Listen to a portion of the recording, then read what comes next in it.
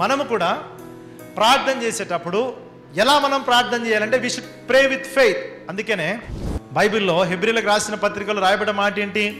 విశ్వాసము లేకుండా దేవునికి ఇష్టడై ఉండుట అసాధ్యం. ఆయన దగ్గరికి వచ్చేవారు ఆయన మన ప్రార్థనకు జవాబును దయచేస్తాడన్న విశ్వాసంతో దేవుని దగ్గరికి వస్తే దేవుడు తప్పకుండా మన ప్రార్థనకు జవాబిస్తాడు. మోషే చూడండి, ఎవరికి తాను ప్రార్థన చేస్తున్నాడంటే దేవునికి ప్రార్థన చేస్తున్నాడు. ఆ కుష్ఠరోగం కలిగించింది ఎవరు? దేవుడే కలిగించాడు. అంటే దేవుడే ఆ కుష్ఠరోగము కలిగిస్తే దేవుని దగ్గరికి వెళ్ళి ఆ సమస్య గురించి దేవునికి చెప్తున్నాడు. చూడండి, ఒక్కసారి దేవుడు నిర్ణయం తీసుకున్నాడు అనుకోండి, ఇంకా దాన్ని తిరిగి రాసేది ఉండదు. Once God makes the decision that is final. అయినప్పటికీ కూడా మోషేకి తెలుసు ఏంటంటే, బైబిల్లో రాయబడ్డ మాట ఏంటంటే, గాయం చేయువాడని నేనే, నా చేతులే దాన్ని స్వస్థపరుస్తాయని వాక్యం సెలవిస్తుంది.